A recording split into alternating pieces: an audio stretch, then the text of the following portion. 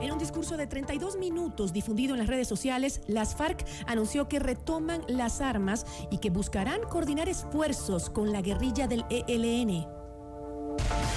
La entrevista a la carta, en diálogo directo con los protagonistas de los hechos.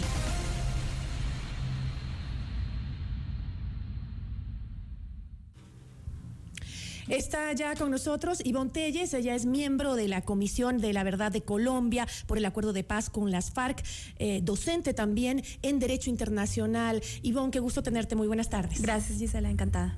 En este video que aparece en las redes sociales, Iván Márquez, acompañado de Jesús Santrich, quien aún es congresista en Colombia, junto a Hernán Darío Velázquez, alias El Paisa, y también alias Romaña, anunciaron que serán quienes comanden las FARC.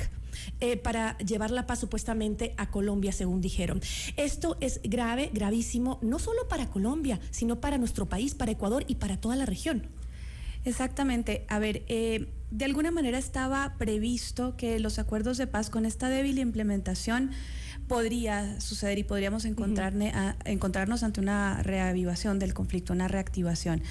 El problema es que los acuerdos de paz desde su inicio se conciben como una respuesta a los problemas sociales profundos de Colombia.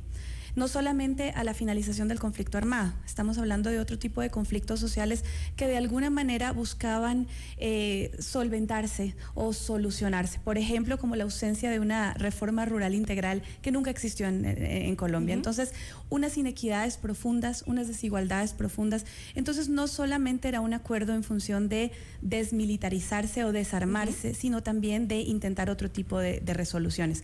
¿Qué pasa ahorita entonces con esto? Ante una reacción, por supuesto, de ninguna manera justificada, pero, por ejemplo, Santrich y El País habían abandonado estos espacios de reincorporación, argumentando inseguridades jurídicas, ¿no? Inseguridades físicas también para ellos.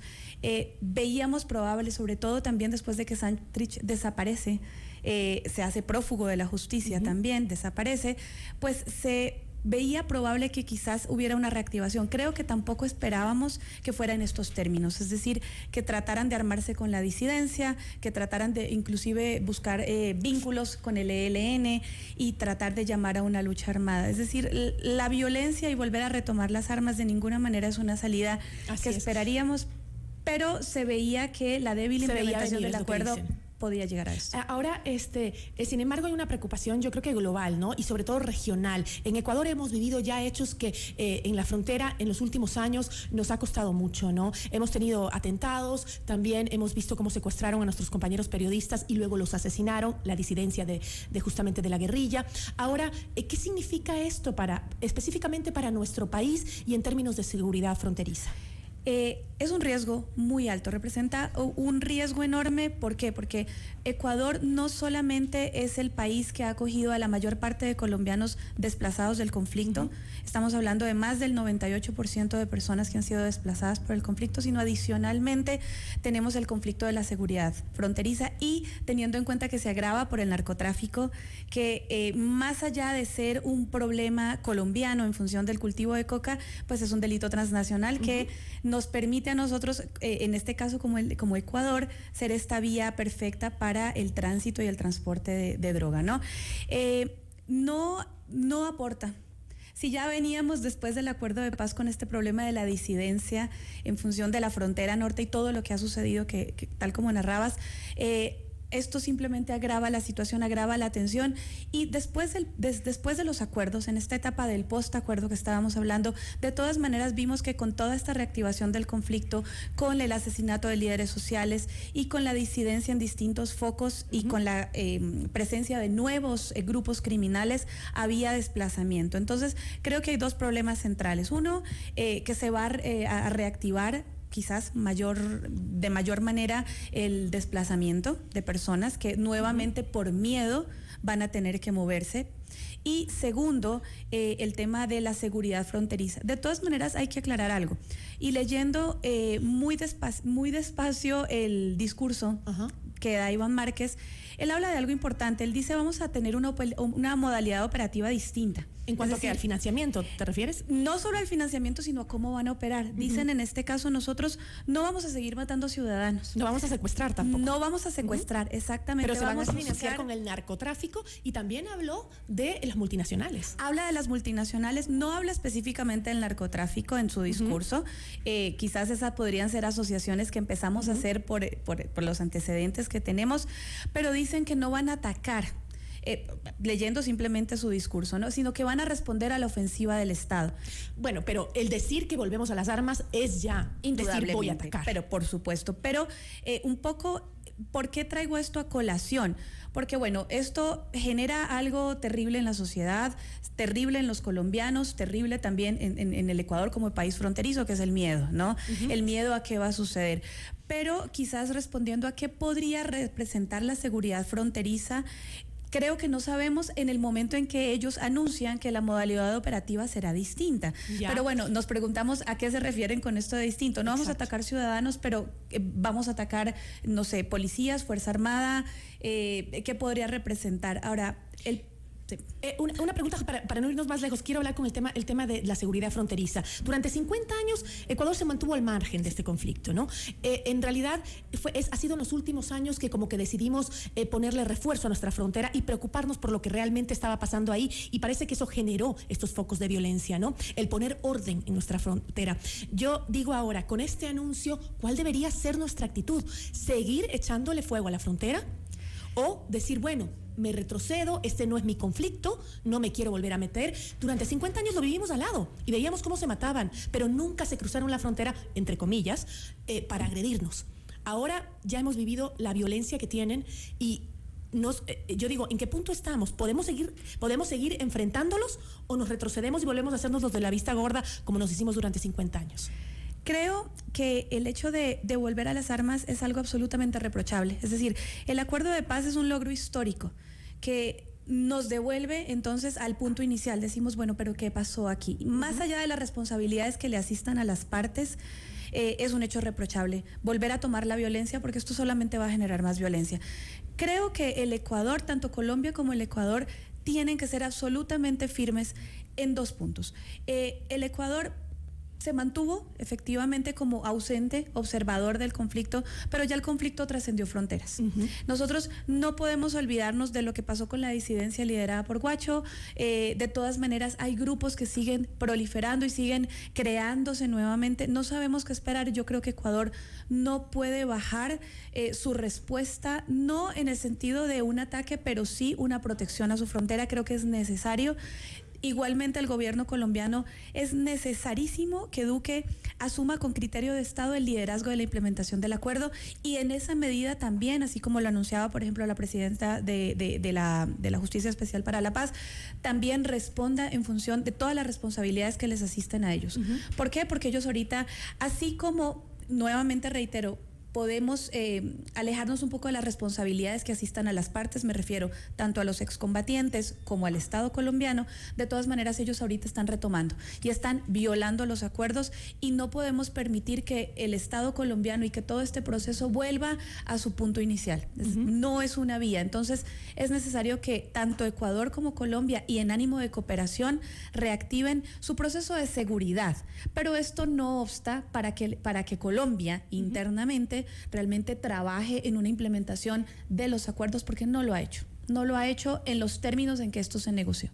Ahora, en el acuerdo de paz y el involucramiento que tuvo Ecuador también, prestando a Quito también como una sede para que estos diálogos se puedan generar, y que luego el gobierno de Lenín Moreno haya tomado la decisión de decir, no, hasta acá va, no vamos más con ese apoyo a los diálogos, se van de mi país. ¿Esto podría también haber generado alguna conflictividad dentro de la decisión de las FARC?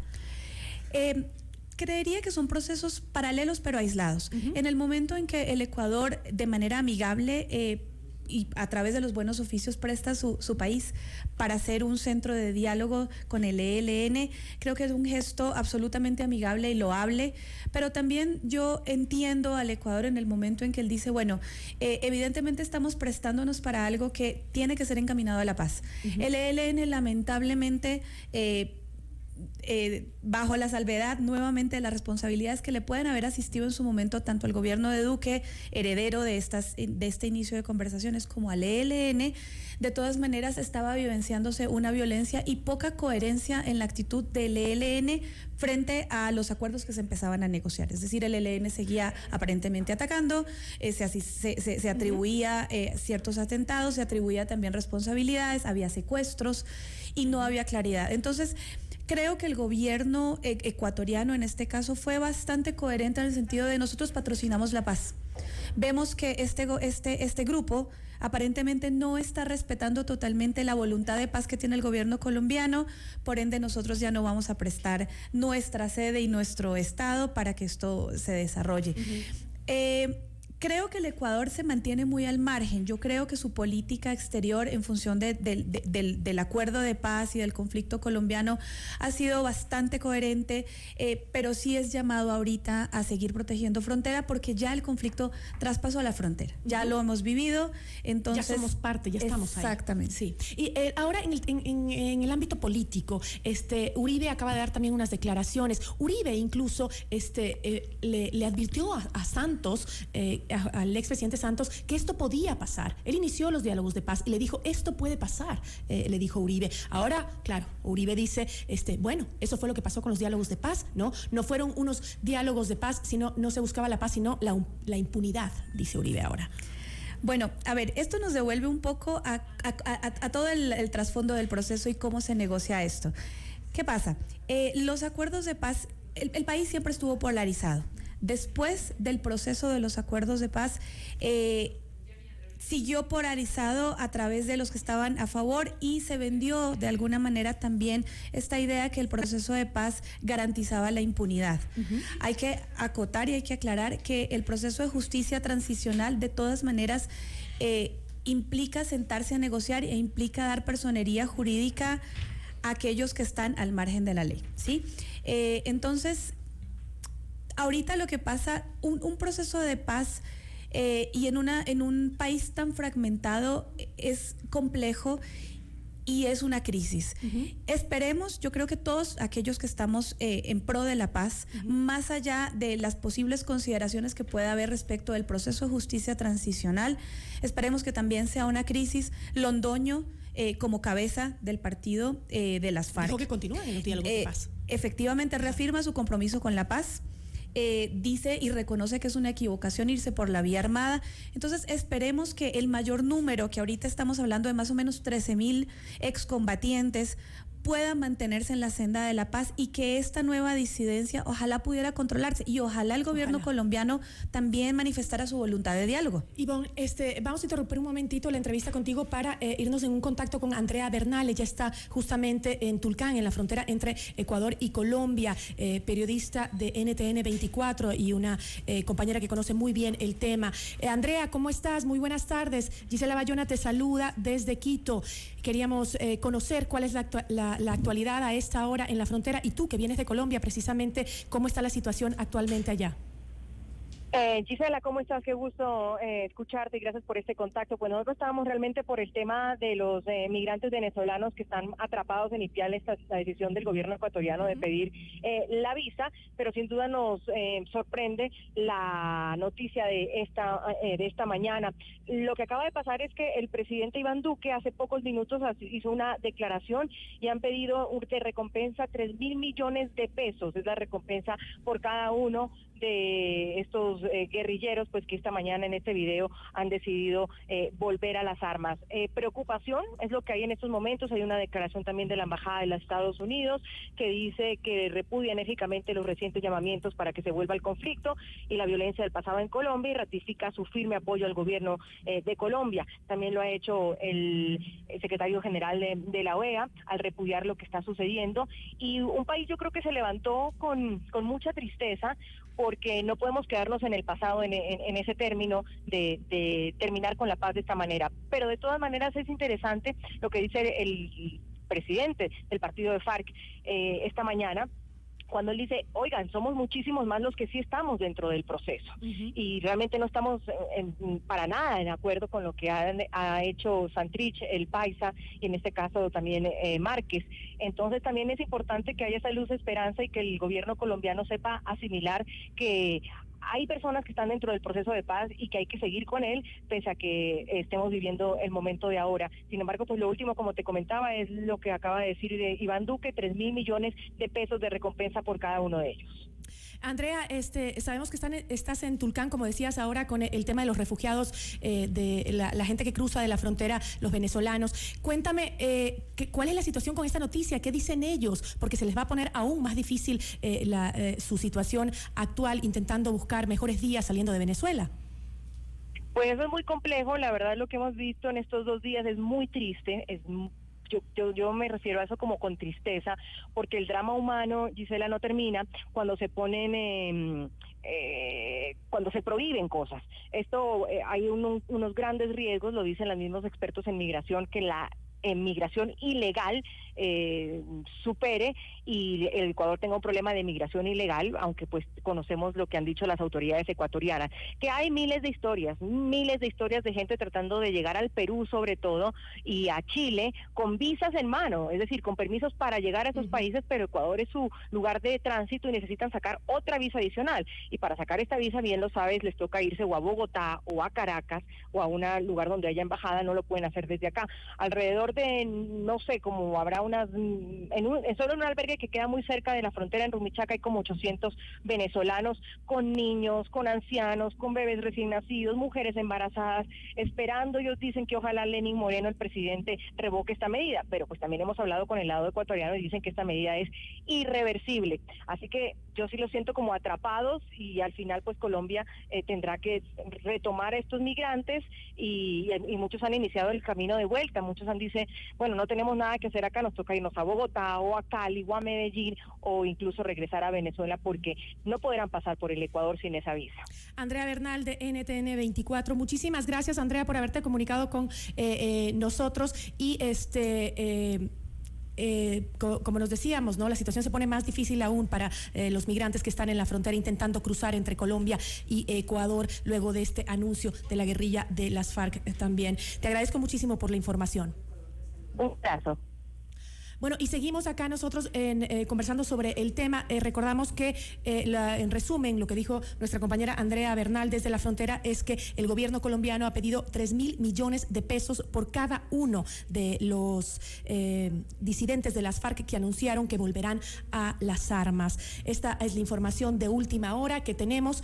Seguimos en el estudio con Ivonne Telles, de la Comisión de la Verdad de Colombia por el Acuerdo de Paz. Ivonne, para cerrar ya esta entrevista, en conclusión, tenemos que esperar porque por un lado hay al parecer voces de que todavía no pensemos en la guerra, no pensemos en la agresión. Creo que hay esperanza. Y debe haber esperanza, pese a la incertidumbre, pese al miedo que este anuncio genera en todos los colombianos y yo creo que en todo el mundo, sobre todo todos aquellos que confiaron en este proceso de paz.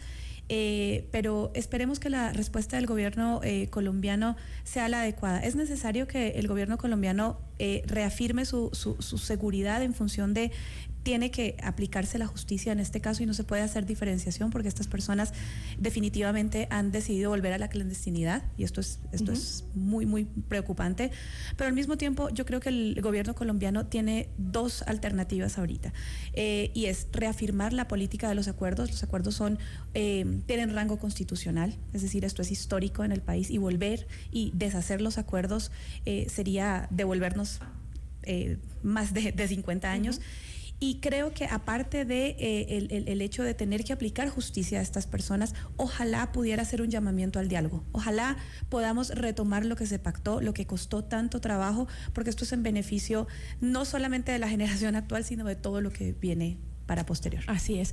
Ivonne, te agradezco muchísimo por habernos acompañado. Ivonne Telles, miembro de la Comisión de la Verdad de Colombia por el Acuerdo de Paz con las FARC y docente en Derecho Internacional. Con esto cierro la entrevista. Muchísimas gracias. Gracias a ti. Y voy con un anuncio del presidente de la República de último momento. El presidente Lenín Moreno lamentó la mañana de este jueves el anuncio de la disidencia de las Fuerzas Armadas Revolucionarias de Colombia, las FARC, de continuar en el camino de las armas. En un acto en el fuerte militar Huancavilca, en Guayaquil, dijo que que se solidariza con Colombia, con su gobierno y con su pueblo, y que como país vamos a continuar apoyando el proceso de paz implementado en el país hermano. Que la paz siempre sea el camino, fue lo que dijo el presidente Lenín Moreno hace pocos minutos. Esto es Notimundo, siempre bien informados.